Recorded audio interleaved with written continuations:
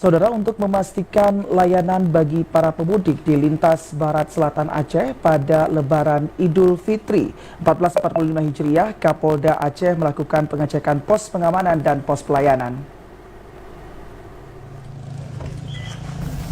Dalam rangka memberikan pengamanan yang nyaman dan aman saat mudik Lebaran Idul Fitri 1445 Hijriah, Kapolda Aceh melakukan pengecekan posko Lebaran di wilayah hukum Aceh Jaya.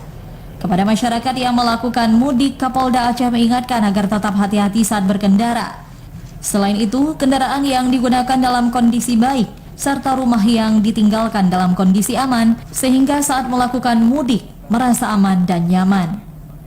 Sebelumnya, pengecekan sudah dilakukan di Longa, Kabupaten Aceh Besar, dan selanjutnya ke Aceh Jaya untuk melihat persiapan dan kesiapan pihak Polres dalam memberikan pelayanan kepada masyarakat saat mudik. Melakukan pengecekan pos pengamanan yang dilaksanakan dalam rangka operasi ketupat dalam rangka pengamanan Idul Fitri untuk melayani masyarakat yang melakukan perjalanan mudik, kemudian masyarakat yang melakukan ibadah dan masyarakat yang merayakan Idul Fitri.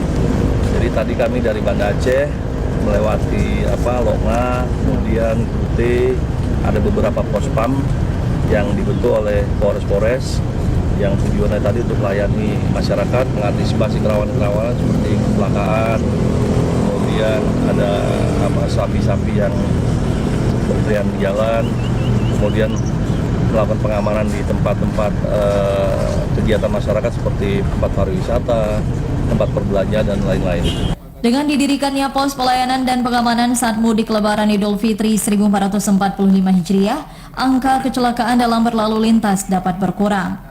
Dari Aceh Jaya, Musliadi, TVRI Aceh melaporkan.